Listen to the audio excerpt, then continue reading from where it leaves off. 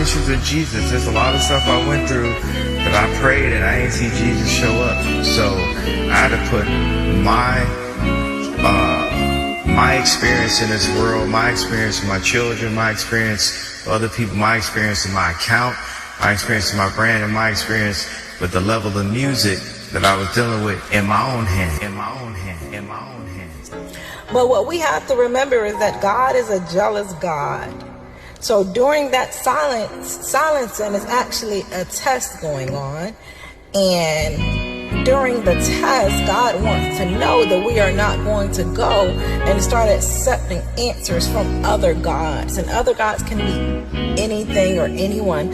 Like a lot of times I just feel like in our society, in America, people, Christians, we're depend on Jesus so much that we won't put the main thing that really that I don't rock with. It's just always like, I'm gonna pray for you. And it's just like, you can actually physically do something. And people are always seeing that the teacher is always silent during the test, and that is correct. But unlike man, God is silent during the test, but he has a way of correcting you all the while. He has a way of actually letting you know when you are wrong during the test. But the kicker here is the kicker. You have to stay in connection with God. You have to have an actual relationship with God, because sometimes we will confuse God not talking with our not understanding. I'm gonna run that back. Sometimes we will confuse God not talking with our not understanding. Don't ever get in a state of mind where you think that you know God.